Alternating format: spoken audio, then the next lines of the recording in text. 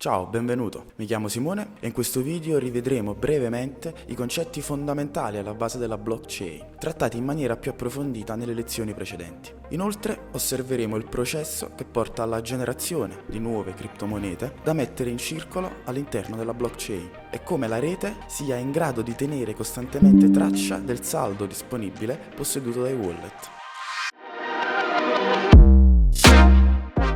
Nelle precedenti lezioni, che potrei trovare nel link in descrizione, abbiamo osservato il concetto di blocco, ossia una struttura in grado di ospitare dati dai quali si estrapola, attraverso uno specifico algoritmo, un valore di hash, dipendente dai dati stessi contenuti all'interno del blocco, che andrà appunto a costituire la firma. La condizione che questo hash possegga un determinato numero di zeri iniziali è detta proof of work e garantisce che il miner che ha firmato e dunque validato il blocco abbia impiegato una certa potenza di calcolo nel compiere l'operazione. Abbiamo analizzato il significato del campo previous, il quale inserisce in un blocco il valore di hash del blocco precedente, conferendo dunque al sistema una struttura concatenata, dove ogni blocco punta al suo precedente. Questa caratteristica, oltre a indicare una direzione di percorrenza all'interno della catena, fa sì che alterando un singolo blocco indietro nel passato vengano alterati tutti i blocchi successivi all'interno della catena, rendendo il tentativo di manomissione dell'intera catena enormemente dispendioso dal punto di vista della potenza di calcolo necessaria. Come è possibile intuire, grazie alla proof of work,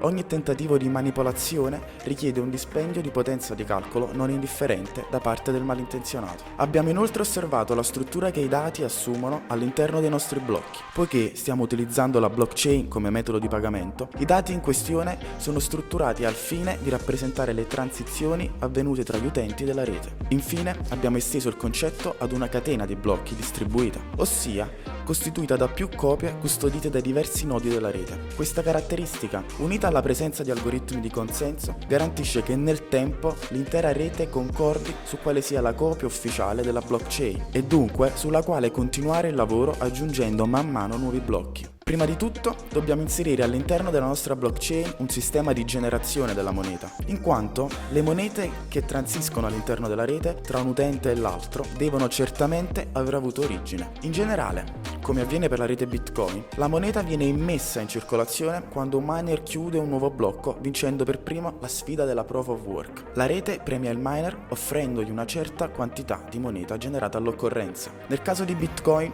questo premio è dimezzato ogni 4 anni da un evento chiamato halving. È questo processo di dimezzamento che nel tempo porterà all'emissione di nuova moneta verso lo zero e alla base della scarsità di Bitcoin che lo rende un'ottima riserva di valore. Ecco di nuovo la nostra rappresentazione della blockchain. Indicheremo con il termine Coinbase Transaction le transizioni effettuate dalla blockchain stessa nei confronti dei miners. Osserviamo la catena fin dal suo primo blocco, detto blocco Genesi. Non ci sono transizioni al suo interno, in quanto nessun utente possiede ancora criptomonete da scambiare. Dunque la blockchain elargisce la prima Coinbase Transaction del valore di 100 criptodollari al miner Anders. Logicamente, nel blocco successivo, Anders è l'unico utente a possedere delle criptovalute. Dunque si sente generoso e decide di inviarne un po' ai vari utenti della rete effettuando delle transizioni.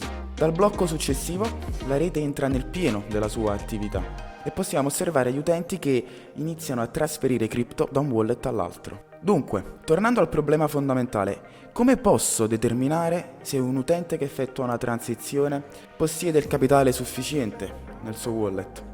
Per quanto faticoso, un modo per determinare il contenuto di un certo wallet, per esempio relativo all'utente Anders, consiste nel ripercorrere la rete a ritroso fino al blocco Genesi, effettuando la somma algebrica di tutte le transizioni in entrata e in uscita che coinvolgono il wallet in questione. Affinché la transizione sia valida, tale somma deve infine restituire un valore maggiore o uguale a 0, in quanto un valore negativo indicherebbe che il wallet non dispone di un saldo sufficiente per l'effettuazione della transizione in questione. Questa regola, che deve essere rispettata da ogni transizione affinché sia valida e possa essere inserita in un nuovo blocco, garantisce l'impossibilità da parte di un utente di inviare una transizione con criptovalute che effettivamente non possiede.